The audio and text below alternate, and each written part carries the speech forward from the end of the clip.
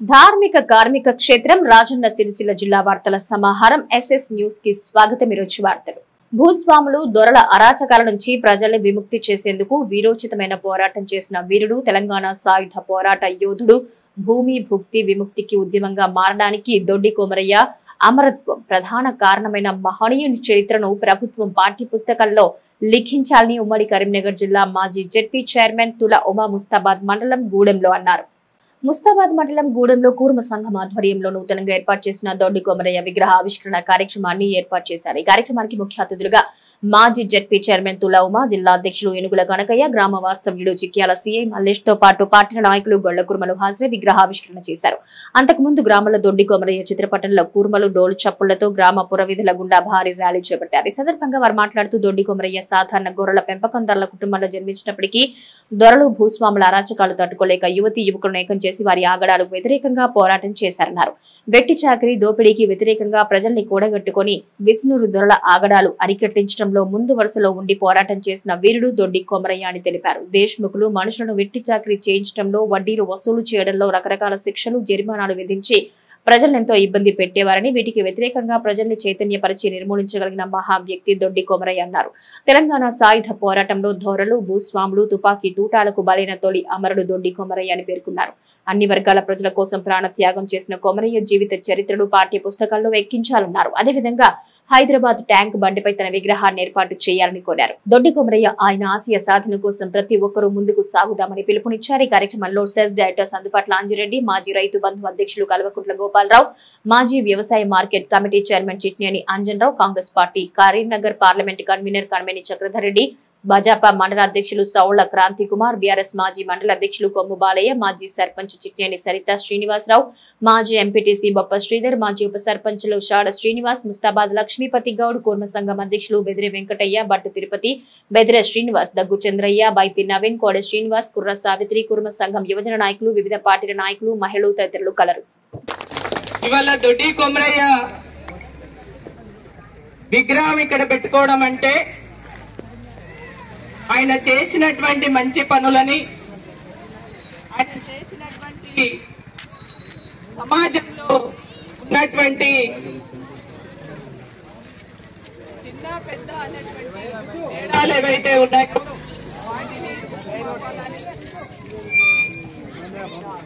వాటిని రూపుమాపాలని, సమాజంలో అందరం సమానంగానే జీవించాలి అనేటువంటి పద్ధతిలో ఆనాడు తెలంగాణ సాయుధ పోరాటంలో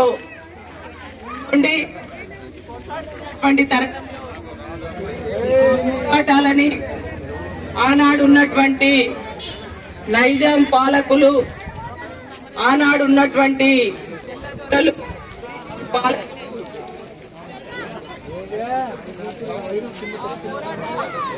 ముందున్నటువంటి నాయకుడిని పొట్టన పెట్టుకొని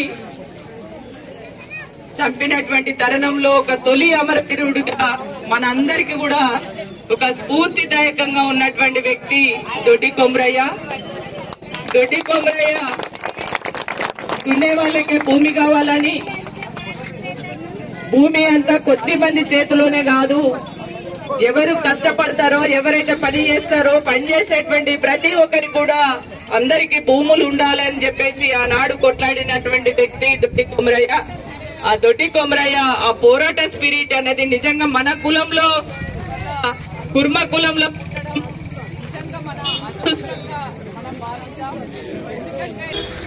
మీ అందరికీ కూడా నేను ప్రత్యేకమైనటువంటి ధన్యవాదాలు తెలియజేస్తున్నాను. ఖచ్చితంగా దొడ్డి కొమరయ్య అటువంటి ఆలోచన విధానాన్ని ఇవాళ మీరు తీసుకున్నటువంటి గొప్ప నిర్ణయాన్ని స్వాగతిస్తూ మీ అందరికీ కూడా నేను ప్రత్యేకంగా ధన్యవాదాలు. ఈ కార్యక్రమంలో పాల్గొంటున్నటువంటి ప్రతి ఒక్కరు కూడా ప్రత్యేకంగా ధన్యవాదాలు తెలియజేస్తూ, దొడ్డి కొమరయ్య అమరత్వాన్ని ఎప్పటి గుర్తు పెట్టుకుంటూ, దొడ్డి కొమరయ్య ఒక కుర్మ కులస్తుడే కావచ్చు, కుర్మ కులంలో పుట్టిన కూడా సమాజం మార్పు కోసము, సమాజంలో ఉన్నటువంటి అట్టడుగు వర్గ ప్రజలు బాగుండాలి, వాళ్ళ వైపున, అట్టడుగు వర్గాల వైపున కొట్టాడినటువంటి వ్యక్తి దొడ్డి కొమరయ్య. దొడ్డి కొమరయ్య అందరి వాడు కాబట్టి దొడ్డి కొమరయ్య విగ్రహాన్ని పాఠ్యాంశాలలో పిల్లలు పిల్లలు చదువుకున్నటువంటి పుస్తకాలలో ఆయన జీవిత చరిత్రను పెట్టాలని చెప్పేసి మనం అనేక సంవత్సరాలుగా అడుగుతున్నాం. ఇప్పుడున్నటువంటి ప్రభుత్వం తక్షణమే రేవంత్ రెడ్డి గారు దొడ్డి కొమరయ్య అమరత్వము, ఆయన ఎందుకు చనిపోయిండు, సమాజంలో దేనికోసం చనిపోయిండు అన్నటువంటి ఆయన జీవిత చరిత్రను పిల్లలు చదువుకున్నటువంటి పుస్తకాలలో అచ్చు వేయాలని చెప్పేసి ఈ సందర్భంగా తెలియజేస్తున్నాను. అదేవిధంగా దొడ్డి కొమరయ్య తెలంగాణ తొలి అమరవీరుడు. మరి ఈ తొలి అమరవీరుడి జీవిత చరిత్రను ఆనాడు సమైక్య పాలకులు మరుగునపరిచిరు, వెలుగులోకి తీసుకురావాలి. ఆయన చేసిన మంచి పనులు ఎవరికి తెలియనియ్యలేదు. కానీ ఇవాళ మనమందరం కూడా ఇప్పుడిప్పుడే తెలుసుకొని అన్ని గ్రామాలలో కూడా విగ్రహాలు పెట్టి ఆ విగ్రహాల ద్వారా ఇవాళ సమాజానికి తెలియజేస్తున్నాం. మనమే ఒక కులం వల్లే చేసుడు కాదు, ఇవాళ ప్రభుత్వాలే పూనుకోవాల్సినటువంటి అవసరం ఉంది. ఇది ఖచ్చితంగా అన్ని గ్రామాలలో అన్ని మండల కేంద్రాలలో కూడా ఈ విగ్రహాలను పెట్టాలి. ఈ విగ్రహాన్ని హైదరాబాదు నడిబొడ్డులో ట్యాంక్ బండ్ పైన కూడా పెట్టవలసిందిగా ఇవాళ టీఆర్ఎస్ పార్టీ పక్షాన నేను డిమాండ్ చేస్తున్నాను. అక్కడ పెట్టడం వల్ల యువతకు ఒక స్ఫూర్తినిచ్చిన వాళ్ళమైతాము. దొడ్డి కొమరయ్యది, అదే విధంగా చాక లైలమ్మ లాంటి గొప్ప వ్యక్తులు వాళ్ళ విగ్రహాలు ట్యాంక్ బండ మీద పెట్టవలసిందిగా నేను విజ్ఞప్తి చేస్తూ డిమాండ్ చేస్తూ ఇవాళ గూడెం గ్రామానికి సంబంధించినటువంటి మా అక్క చెల్లెళ్ళు అన్న తమ్ములు నన్ను ఆహ్వానించి ఇంత మంచి కార్యక్రమానికి ఆహ్వానించి పాల్గొనేలా చేసినందుకు మీ అందరికీ కూడా పేరు పేరున ప్రత్యేకంగా ధన్యవాదాలు తెలియజేస్తున్నాను. ఈరోజు మనం దొడ్డి కొమరయ్య గురించి చాలా తక్కువ మనం తెలుసుకుంటా ఉన్నాము. మరి మన స్వాతంత్ర ఉద్యమంలో ఎంతో మంది వీరుల గురించి తెలుసుకున్నాం. మరి దానికి స్వాతంత్ర ఉద్యమానికి ఏ పార్టీ తీసిపోని విధంగా మరి ఆ రోజు మనం కాలికి చిన్న గాయమైతేనే తలడిల్తాంటాం. అట్లాంటిది మరి అక్కడ ఉన్న జరుగుతున్న సమాజంలో జరుగుతున్న అన్యాయాల గురించి ఎదురొడ్డి మరి నాటి అరాచక శక్తులైన రజాకార్లకి ఎదురొడ్డి మరి తన ప్రాణాలని సైతం తృణప్రాయంగా సమాజంలో జరుగుతున్న అరాచకాలకు వ్యతిరేకంగా మరి తన ప్రాణాలని తృణప్రాయంగా వదిలేసిన దొడ్డి కొమరయ్య గురించి మనం గాని తర్వాత మన భవిష్యత్ తరాలు గాని తెలుసుకోవాల్సిన అవసరం ఎంతో ఉంది. ఎందుకంటే మన జాతిలో పుట్టినప్పుడు మరి నిజంగా మనం చూసినట్టయితే వేల సంవత్సరాలుగా మన తాతలు గాని ముత్తాతలు గాని మరి పొద్దున్నే లేచి జీవాలు తీసుకొని పోయి గ్రామం వదిలిపెట్టి అడవిలో ఉంటూ మళ్ళీ పొద్దుగుతే తప్ప వచ్చేవాళ్ళు కాదు.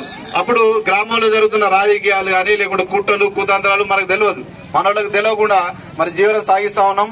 మరి ఇప్పుడున్న మారుతున్న సమాజంలో ఈ ఆధునిక సమాజంలో మనకంటూ ఒక గుర్తింపు ఉండాలంటే మనకు ముఖ్యంగా మనం చదువు అనేది ఇంపార్టెంట్. సో మన పిల్లలకి మరి నేడు ఈ దొడ్డి కొమరయ్య యొక్క ఆశయాలను తీసుకోవాల్సిన అవసరం ఎంత ఉంది. దొడ్డి కొమరయ్య లాగా మనం మన ప్రాణాలు వదిలిపెట్టాల్సిన అవసరం లేదు, లేకంటే ఇంకా ఏదో మీరు పోరాటాలు లేకుంటే ఇంకా చేయాల్సిన అవసరం లేదు. దయచేసి మీరు అందరూ కూడా మీ పిల్లల్ని మీ ముఖ్యంగా ఆడపిల్లల్ని కూడా మనం 18 సంవత్సరాలు ఎప్పుడు నిండితే అన్నట్టు చూసి మరి మన గ్రామాలలో చాలా మంది మన దగ్గర చూసినట్టయితే మన సమాజంలో తొందరగా పెళ్లి చేస్తా ఉన్నారు. దయచేసి అటువంటి పోవద్దు, మంచిగా చదివిపోయండి అంటారు. పక్కన వాడు చదివితే వచ్చిందా, వీడు చదివితే వచ్చిందా అర ఉద్యోగం లేకుంటే ఇటువంటి చిన్న మాటలు మీరు చిన్నపుచ్చుకొని మీ పిల్లల భవిష్యత్తును ఆగం చేయద్దు. మేము కూడా చదువుకునే క్రమంలో మాకు కూడా ఎన్నో ఆటంకాలు ఎదురైనాయి. ఇక్కడ ఉన్న గ్రామాలు అందరికీ కూడా తెలుసు, ఎన్నో ఇబ్బందులు పడ్డాం. అయినా కూడా ఏ రోజు మేము డీలా పడకుండా సరే నేను చిన్న ఉద్యోగం అయినా కూడా ఈరోజు ఎంతో కొంతమందిని నేను ఈరోజు వాళ్ళు స్ఫూర్తి నింపుతున్నాను నేను భావించిన. నా తర్వాత చాలా మంది కానిస్టేబుల్ గా తర్వాత ఎస్ఐలు కూడా ఉద్యోగాలు సంపాదించడం మన గ్రామం నుంచి నాకు నిజంగా చాలా ఆనందంగా ఉండేది. కానీ నా ఉద్యోగ రీత్యా నాకున్న అక్కడ బీసీ షెడ్యూల్ వల్ల నేను తక్కువ గ్రామానికి వచ్చినా కూడా ఇక్కడ గ్రామంలో వివిధ మన కులమే కాదు అన్ని కులాలు మనం ఏ కులానికి ఏ వర్గానికి ఏ మతానికి ఏ వ్యక్తులకు కూడా మనం వ్యతిరేకం కాకుండా మనలో మనం చైతన్య దీపం మరి దొడ్డి కొమరయ్య 70 సంవత్సరాల కిందనే మరి ఇప్పుడు ఉన్న కంప్యూటర్ లేదు, సెల్ ఫోన్ లేదు, లేకుంటే పేపర్ కూడా ఇంత లేదు. అప్పుడున్న వ్యవస్థలు అప్పుడున్న రజాకాల వ్యవస్థను ఆ రోజు నాటి దేశముఖ్ ఎవరైతే రామచంద్రారెడ్డి రామచంద్రారెడ్డి అంటే ఆయన రెడ్డి సామాజిక, ఆ రోజు నరసింహారెడ్డి మిగతా వాళ్ళు అతను వ్యతిరేకంగా పోరాటం చేస్తుంటే మరి వాళ్ళకు సపోర్ట్ గా కమ్యూనిస్టు పార్టీ యొక్క భావజాలానికి ప్రభావితుడైన దొడ్డి కొమరయ్య గారు ఆ రోజు తనతో పాటు ఉన్న సమాజాన్ని మొత్తాన్ని కూడా ఏకం చేసి ఒక పెద్ద పోరాటం, ఒక ర్యాలీగా తీస్తూ ముందు వరుసలు నిలబడి మరి ఆ రోజు ప్రాణాలను సమాజం కోసం, ఈ తెలంగాణ సమాజం కోసం, ఈ బానిసత్వం నుంచి అరాచకాలు పోగొట్టడానికి మరి ఆ రోజు ప్రాణాలు వదిలేసిండు. అట్టి ప్రాణాలు వృధా కాకూడదంటే మనం అతని యొక్క స్ఫూర్తిని మనం తీసుకొని రేపు మన భవిష్యత్ తరాలు మనము 100 ఎకరాలు 1000 ఎకరాలు సంపాదించకపోయినా మన పిల్లలకు మంచి చదివేయాలి. వారికి ఉద్యోగం వస్తారా, ఉద్యోగం రాకుంటే ఏదైనా బిజినెస్ చేస్తాడు, లేకుంటే ఇంకే చేస్తాడు. ఒక డాక్టర్, ఒక ఐఏఎస్, ఒక ఐపీఎస్, ఒక విమానం నడిపే పైలట్లు మన దగ్గర నుంచి తయారు చేయాల్సిన అవసరం మనందరికీ కూడా ఉంది. మరి అదేవిధంగా మన దొడ్డి కొమరయ్య గారి ఆశీస్సులు మనకి ఎల్లప్పుడూ వారి ఆశీస్సులను మనం పరిగణనకు తీసుకొని ఎప్పటికప్పుడు మనం వారి ఆశయాలను ముందుకు తీసుకెళ్లాలని కోరుకుంటున్నాం. అదే మన ఇందువరదాకా చెప్పినట్టు మన సీఎం మల్లేశన్న గారు కావచ్చు, ఉమ్మక్క గారు కావచ్చు, అందరూ ప్రముఖ రాజకీయ నాయకులు అందరూ చెప్పారు. వారి ఆశయాలు మనకు తెలిసినవి చాలా తక్కువ ఉన్నాయి, తెలియాల్సినవి ఇంకా చాలా ఎక్కువ ఉన్నాయి. ప్రతి ఒక్కరి వాళ్ళకి మన ఆశయాలు మన పిల్లలకు తెలియాలంటే వారిని మన పాఠ్య పుస్తకంలో వారి జీవిత చరిత్ర మనకు లిఖించవలసిందిగా మేము కులం తరఫున మన అందరి తరఫున మేము డిమాండ్ చేస్తున్నాం. పాఠ్య పుస్తకాలలో మన ఒక కుల బాంధవుడు ఇంత అట్టడి వర్గాల నుంచి పైకి ఎదగనీయకుండా తగ్గినటువంటి ఆనాటి నైజాం కాలం నాడు వారు కూడా ఎలాంటి మీడియా లేని టైములనే మనకు ఇంతగానో ఆకర్షణ ఇప్పుడు మనం తెలుసుకొని దరిదాపు మనం తెలుసుకోవాలంటే 70 సంవత్సరాలు పట్టింది. ఇంకా మున్ముందు మన పిల్లలకు కూడా మన కులం విలువ తెలవాలంటే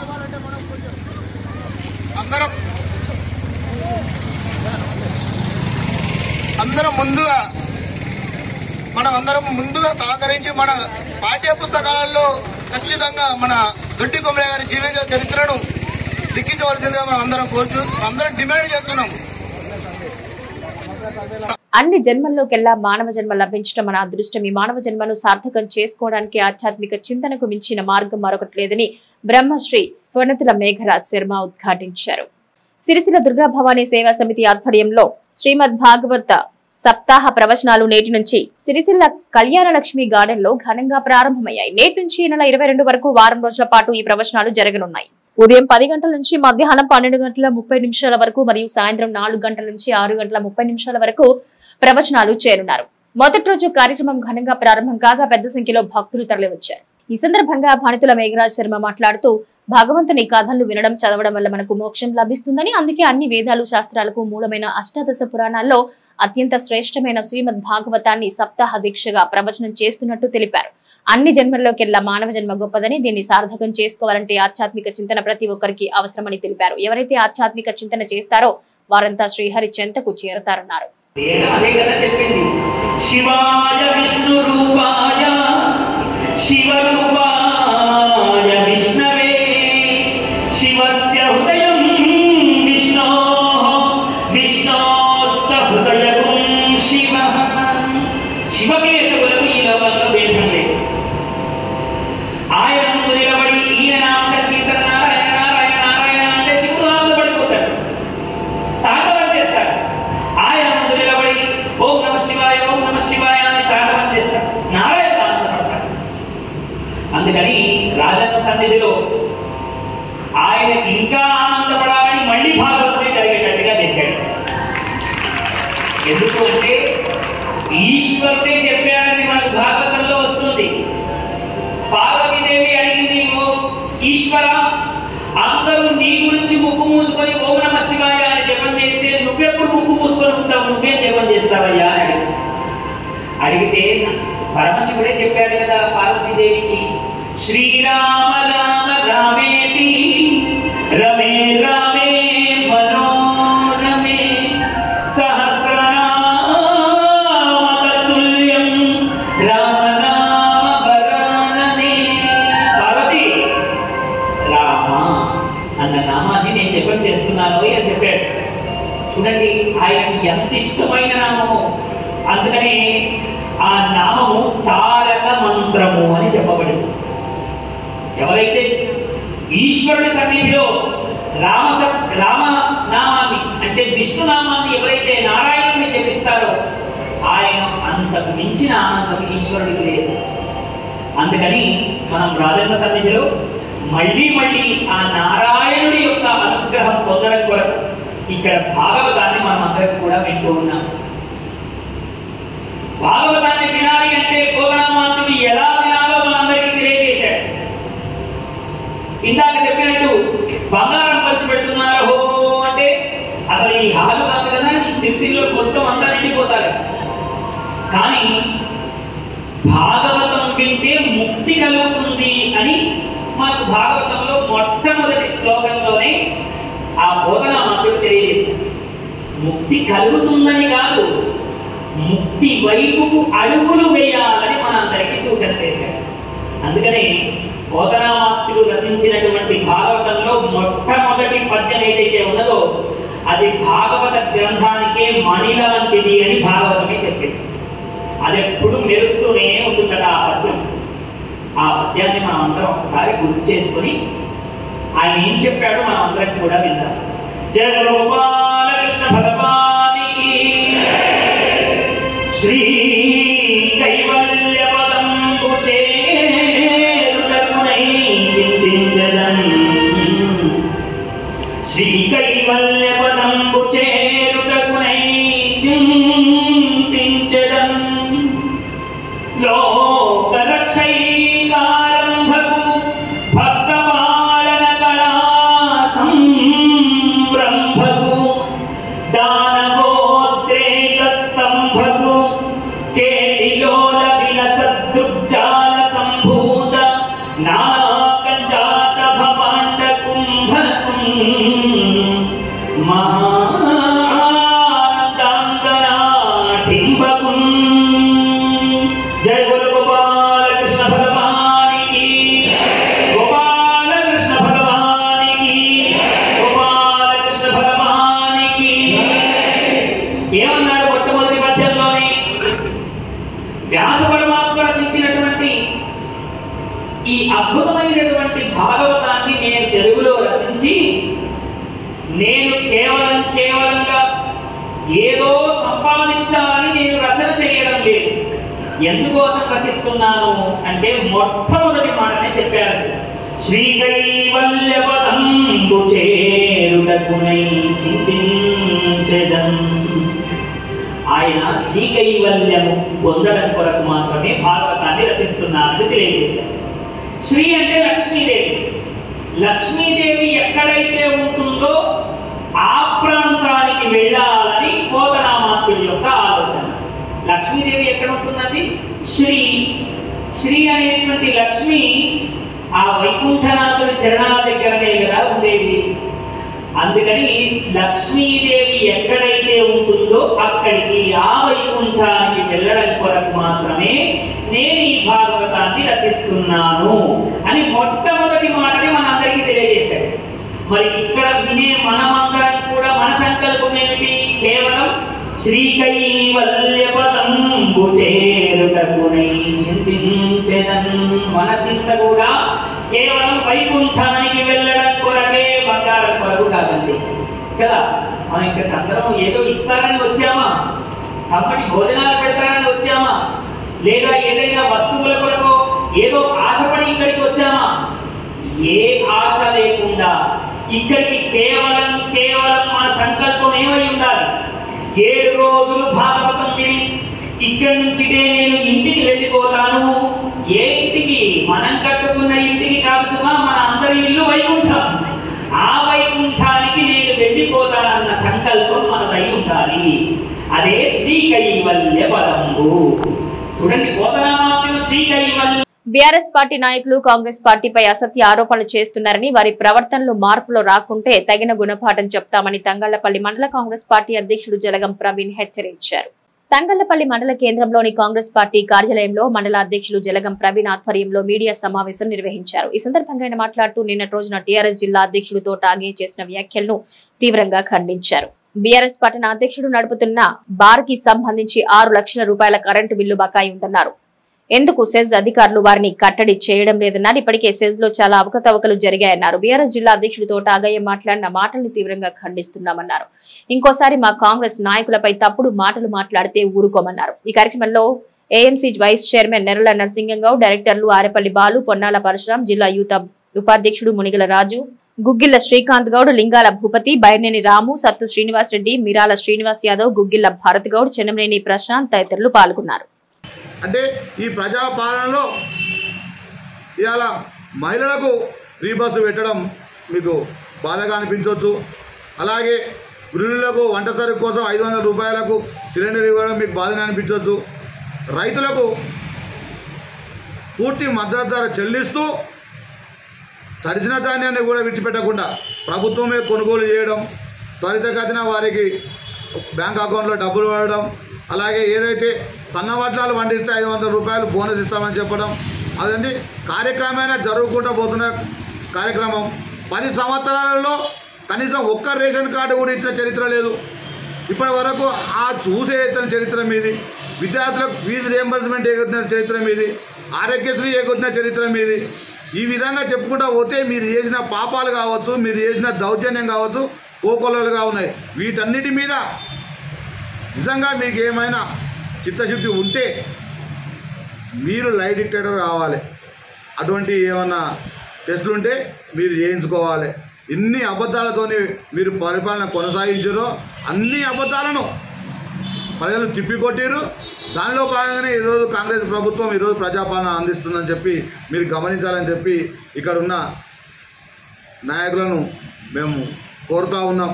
ఇంకొకసారి నిజాలు తెలుసుకోకుండా అనవసరమైన మాటలు మాట్లాడుతూ ప్రజలను తప్పుదో పట్టించే ఉద్దేశంతో మీరు ప్రవర్తన చేస్తే తప్పకుండా మీకు ప్రజాక్షేత్రంలో బుద్ధి చెప్పడం జరుగుతూ ఉంది అని హెచ్చరిస్తూ ఉన్నాం.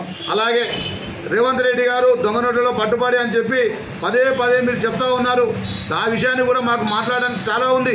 మీ టీఆర్ఎస్ పార్టీ ఎమ్మెల్యేలు, ఎమ్మెల్సీలు మా వాళ్ళ దగ్గరికి వచ్చి బతిలాడి మేము అమ్ముడు పోతాంరా, కేసీఆర్ గారు, కేటీఆర్ గారు మమ్మల్ని హింసిస్తూ ఉన్నారు, మమ్మల్ని తీసుకోండి అని చెప్పి మా దగ్గరికి వచ్చి వాళ్ళు కాళ్ళ వాడి మొక్కుతేనే సరే తులసో పత్రం అని చెప్పి కానీ మాట్లాడేది కాదు తప్ప. కానీ అంత పనికిమాలిన విషయాలు మీరు ఎన్ని నీచ సంస్కృతి చేసిరో,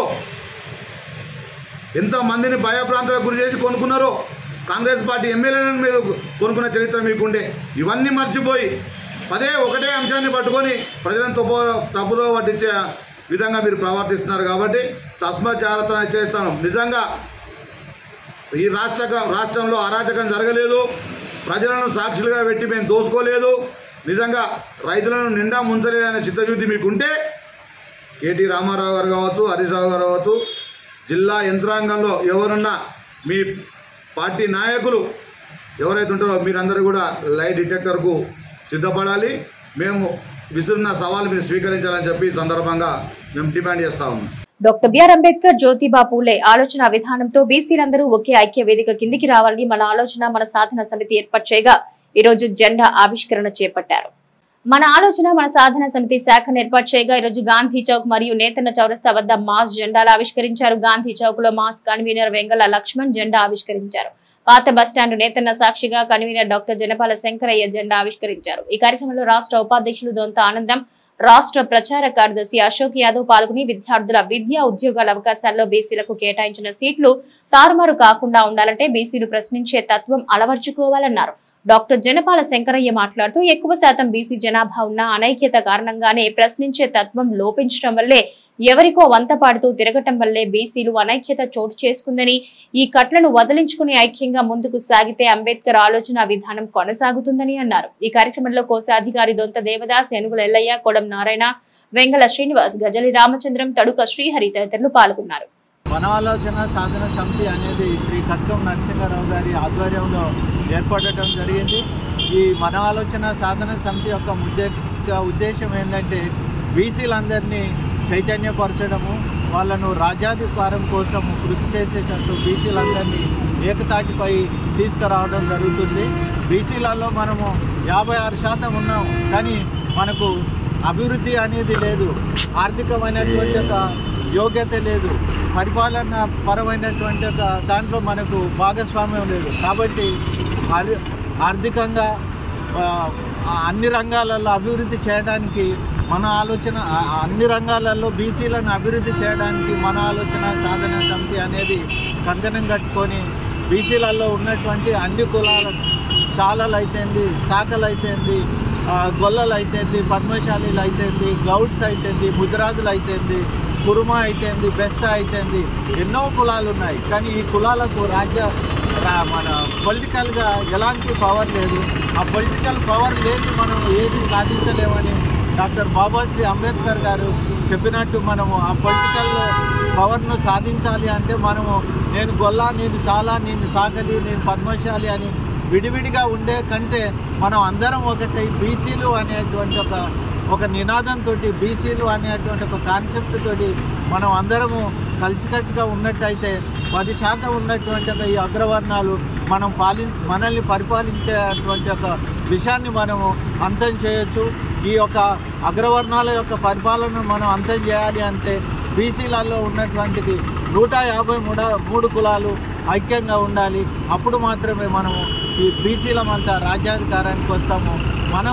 మన ముందు తరాలకు భవిష్యత్తుని ఇవ్వాలంటే కనీసం ఇప్పటి నుంచైనా మనం ఆలోచించి మన ఆలోచన సాధన సమితి తరఫున మనము దేశవ్యాప్తంగా పోరాటం చేసి బీసీలందరినీ ఒకే తాటిపై తీసుకొచ్చి చివరిగా మన యొక్క లక్ష్యం ఏంటంటే రాజ్యాధికారం. ఈ రాజ్యాధికారాన్ని నిర్మించాలంటే బీసీలందరూ ఐకమత్యంగా కృషి చేయాలని కోరుచున్నాను. మేము వేరే సంఘాల లెక్క కాకుండా బీసీలో ఏదైతే ఇబ్బంది అవుతుందో ఇలా మీరు చూస్తూ ఉన్నారు. బీసీలకు మండల కమిషన్ ద్వారా 27% రిజర్వేషన్ ఇస్తే ఉద్యోగాలలో విద్యలో 9% కూడా అమలు కాదు. 9% అమలు కాలేదంటే దాని మీద ప్రభుత్వాల యొక్క మీరు అర్థం చేసుకోవచ్చు. చట్టపరమైన రిజర్వేషన్ కూడా సక్రమంగా అమలు చేయలేని ప్రభుత్వాలు.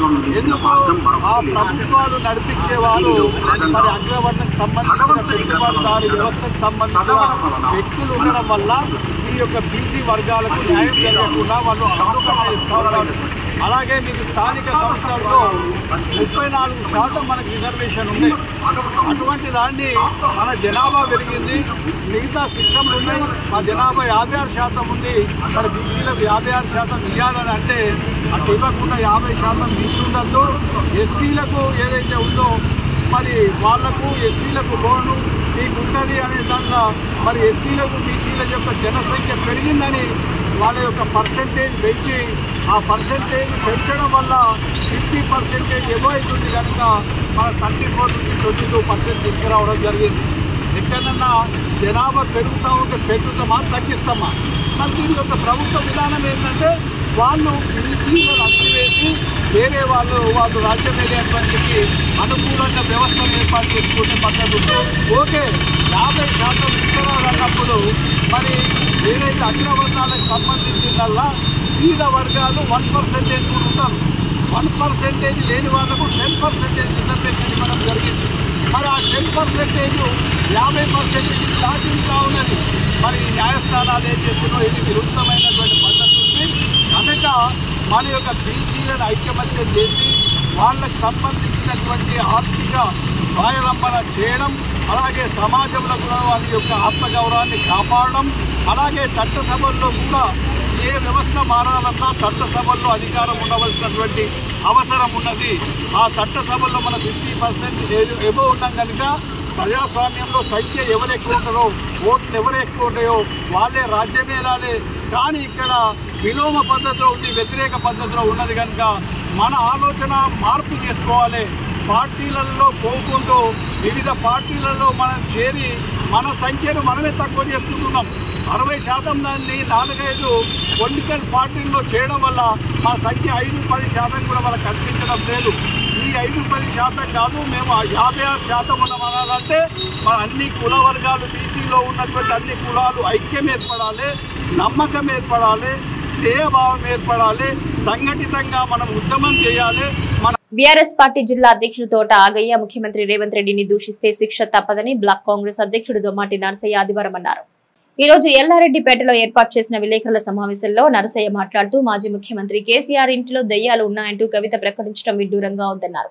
ఒకవైపు మాజీ మంత్రి కేటీఆర్ కు నోటీసులు వస్తే తప్పేంటని న్యాయస్థానాల్లో నిజాయితీని నిరూపించుకోవాలన్నారు. జాతీయ స్థాయిలోనే మా నాయకురాలు సోనియా గాంధీపై నేషనల్ హెరాల్డ్ కేసులో నోటీసులు ఇవ్వడం జరిగిందని, అంత మాత్రాన న్యాయం ఎక్కడికి పోదని అన్నారు. తప్పు చేయకపోతే కేసీఆర్, కేటీఆర్, కవిత ఎందుకు భయపడుతున్నారని ప్రశ్నించారు.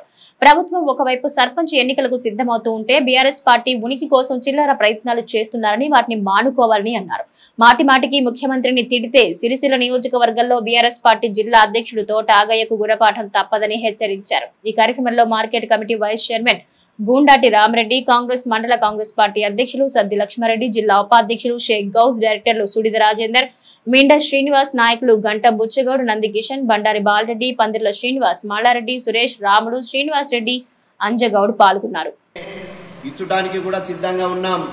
రైతు బంధు ఇస్తా అన్నది నిజమే, 6,000 ఇచ్చినాం. ఫస్ట్ విడత ఇచ్చినాం, సెకండ్ విడత కూడా ఇచ్చినాం. ఇంకా కొందరికి ఇవ్వాలి, వాస్తవమే. అవి కూడా ఇచ్చడానికి సిద్ధమై ఉన్నది. రేపటి నుండి ఆ రైతు బంధు కూడా పడతాయి. దానికి కూడా రేపు 3 గంటలకు ప్రోగ్రాం పెట్టినాం.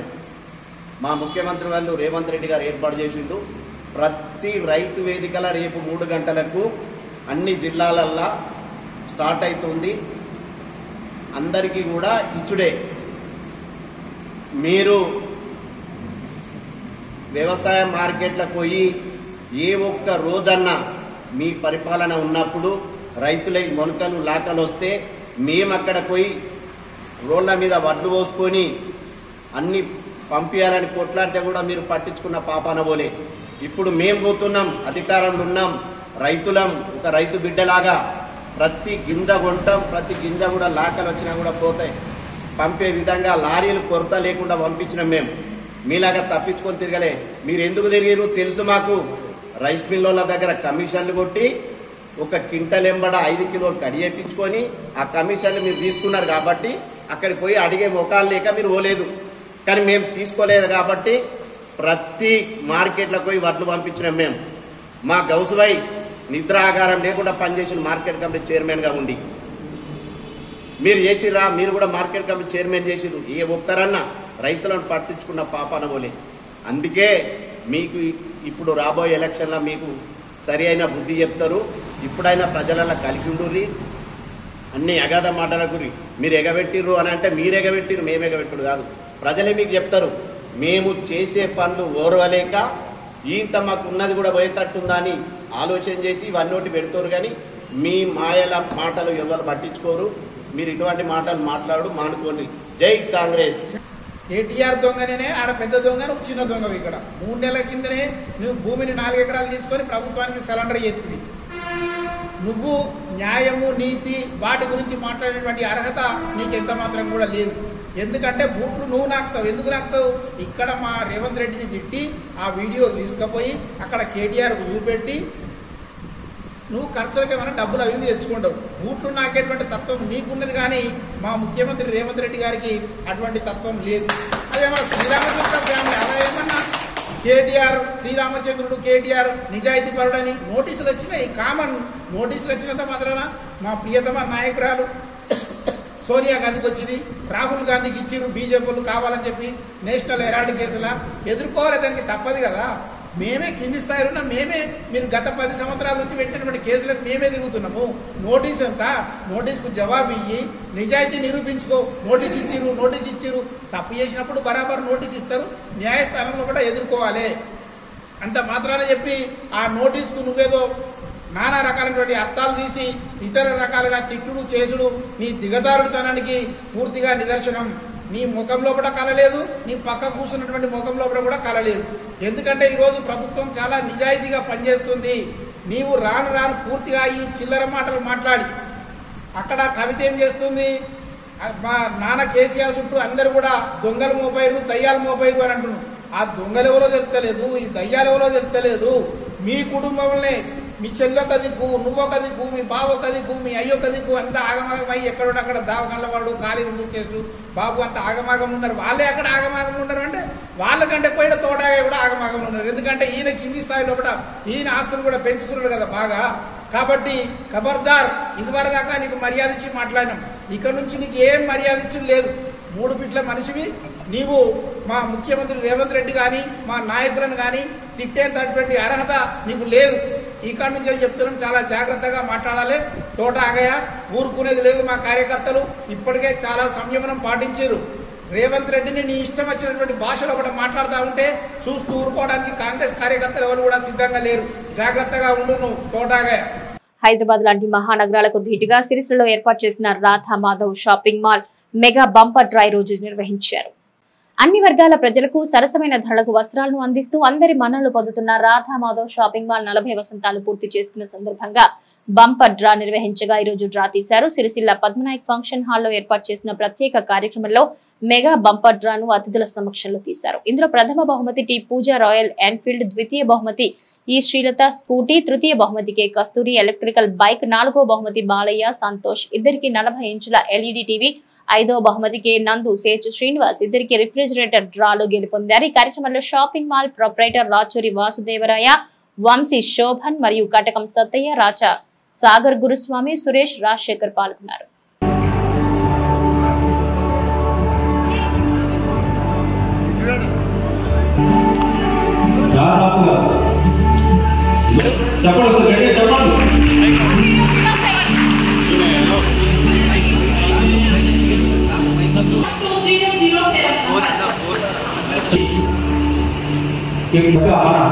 సెకండ్ డ్రా తీసేందుకు మన ఒక గౌరవ కస్టమర్ని ముందుగా ఎంపిక చేయడం జరిగిందండి.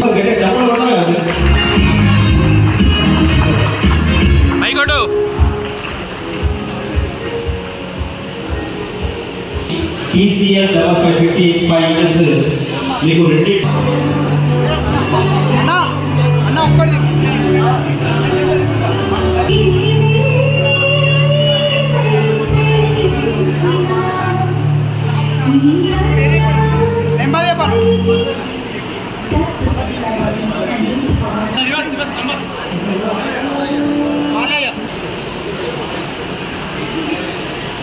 కార్యక్రమాన్ని ఏర్పాటు చేసినటువంటి రాధా మాధవ్ షాపింగ్ మాల్ గారికి మరియు ఇచ్చేసిన కస్టమర్స్ అందరికీ కూడా ఫాదర్స్ డే శుభాకాంక్షలు తెలియజేస్తున్నాను. అంతేకాకుండా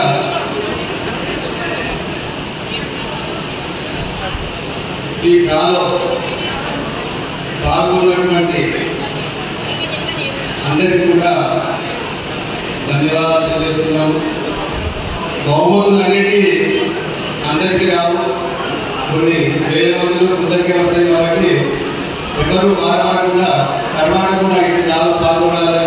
అదేవిధంగా ఈ షాప్ అనేది దాదాపుగా 87 దాదాపు 40 ఏళ్ళ ఉంది.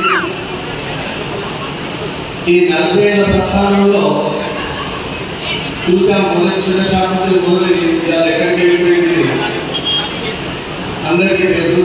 దీని వెనుక రాముడి వాసుదేవాలయాల గారు కృషి మరియు చిరంజీవి వంశీ శోభన్ కృషి కూడా ఉంది. కాబట్టి ఈ ఫాదర్స్ డే నాకు వాళ్ళిద్దరికీ నేను కృతజ్ఞతలు తెలియజేస్తున్నాను, శుభాకాంక్షలు. తంగళ్లపల్లి మండల కేంద్రంలో మాజీ జెడ్పీటీసీ కోడి అంతయ్య పుట్టినరోజు వేడుకలను బీఆర్ఎస్ యూత్ నాయకులు ఘనంగా నిర్వహించారు. మాజీ జెడ్పీటీసీ కోడి అంతయ్య పుట్టినరోజు వేడుకలు మండల యూత్ బీఆర్ఎస్ నాయకులు ఘనంగా నిర్వహించారు. ఈ సందర్భంగా యూత్ నాయకులు మాట్లాడుతూ కోడి అంతయ్య ఇంకా ఎన్నో పదవులు పొంది ఉన్నత స్థాయిలో ఉండాలని, ఇలాంటి నాయకుడు మాలాంటి యువతకు చాలా ఆదర్శంగా ఉంటారన్నారు. నిండు నూరెళ్లి దేవుని ఆశీస్సులతో ఆయురారోగ్యాలతో ఉండాలని ప్రార్థిస్తున్నామన్నారు. మా మాజీ జెడ్పీటీసీ సభ్యులు, మాజీ ఎంపీటీసీ సభ్యులు, మా అన్నగారు, మా నాయకులు కోడి అంతయ్య గారి బర్త్డే సందర్భంగా మా బీఆర్ఎస్ నాయకులు మరియు మా గ్రామ యువత అందరం కలిసి ఈరోజు కేక్ కట్ చేసి అన్నగారి పుట్టినరోజు సందర్భంగా వేడుకలు నిర్వహించుకోవడం జరిగింది. అన్నగారు ఇలాగే నిండు నూరేళ్ళు ఆయురారోగ్యాలతో సుఖ సంతోషంతో ఉండి భవిష్యత్తులో మంచి పదవులు ఉన్నత స్థాయిలో ఉండి మాకు అందరికీ తోడుగా ఇలాగే నిలవేళలా ఉండాలని భగవంతుని మనస్ఫూర్తిగా కోరుకుంటూ మరొకసారి మా అన్నగారికి హృదయపూర్వక పుట్టినరోజు శుభాకాంక్షలు తెలియజేస్తున్నాం. నా పుట్టినరోజు సందర్భంగా తంగలపల్లి గ్రామానికి చెందిన మరియు మండలానికి చెందిన మిత్రులు, యువకులు మరియు టీఆర్ఎస్ పార్టీ కార్యకర్తల నాయకులు మరి డైరెక్ట్గా ఇండైరెక్ట్గా మరి మీడియా ద్వారా వాట్సాప్ల ద్వారా ఫోన్ల ద్వారా చెప్పిన ప్రతి ఒక్కరికి పేరు పేరున కృతజ్ఞతలు తెలియజేస్తూ మరి మీ అందరి ఆశీర్వాదంతో నేను దాదాపుగా 25 సంవత్సరాల పైచీలకు రాజకీయాల్లో కొనసాగుతున్నానంటే తంగలపల్లి ప్రజలు మరియు తంగలపల్లి మండల ప్రజల దీవెనతోటి నేను ముందుకు పోతున్నాను.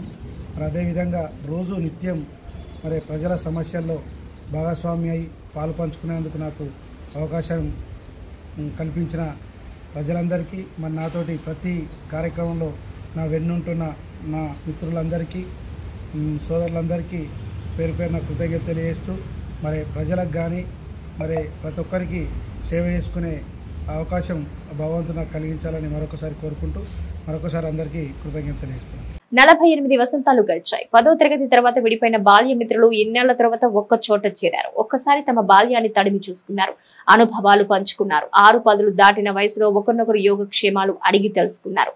నాడు తమకు విద్యను బోధించిన గురువులను సత్కరించుకున్నారు. ఈ అపురూప ఆత్మీయ దృశ్యాలకు సిరిసిల్ల మానేరు తీరంలోని Shri Renukadevi AC function hall వేదిక అయింది. సిరిసిల్ల ప్రభుత్వ ఉన్నత పాఠశాలలో 1976-77 ఎస్ఎస్సీ బ్యాచ్ విద్యార్థులు ఆదివారం ఒకచోట కలుసుకున్నారు. 76-77 బ్యాచ్ పూర్వ విద్యార్థుల సహృదయ ఒక అపూర్వ ఆత్మీయ సమ్మేళనం పేరుతో నిర్వహించిన ఈ కార్యక్రమంలో సుమారు 80 మంది చిన్ననాటి స్నేహితులు కలుసుకున్నారు. కుటుంబ వివరాలు, ఇన్నేళ్లుగా తాము చేసిన వివరాలు తెలుపుతూ బాల్యం నాటి జ్ఞాపకాలు గుర్తు చేస్తున్నారు. గురువుల పట్ల తాము చూపిన గౌరవాన్ని, వారి బోధనతో తాము సాధించిన విజయాల్ని మననం చేసుకున్నారు. ఈ సందర్భంగా తమకు నాడు బోధించిన గురువుల్ని పూలమాలలు, శాల్వాలతో ఘనంగా సత్కరించారు. సత్కారం పొందిన గురువుల్లో retired NCC officer major Mekarthi Narayana, retired M U V Rajireddy, retired degree కళాశాల ఉపన్యాసకులు ఎనుగంటి బాలగంగాధర్, రిటైర్డ్ ఉపాధ్యాయులు పి బాపురెడ్డి, వత్తిపాక ఆనందములు ఉన్నారు. ఈ కార్యక్రమంలో నిర్వాహకులుగా కొడం శ్రీనివాస్, నిరల హనుమంతు, గర్దాసు శ్రీనివాస్, మెట్టు రామస్వామి, వైద్య వరప్రసాద్, గణంనేని రాజేశ్వరరావు, పి రవీంద్రరావు, బుర్ర అంజయ్య గౌడ్, పత్తిపాక రవీందర్, వేముల రవీందర్, దుమాల కృష్ణ పూర్వ విద్యార్థులు పాల్గొన్నారు. ఈ వార్తలు ఇంతటితో సమాప్తం. తిరిగి ప్రసారం అయ్యే ఎస్ఎస్ న్యూస్ లో మళ్ళీ కలుసుకుందాం. అంతవరకు సెలవు, నమస్కారం.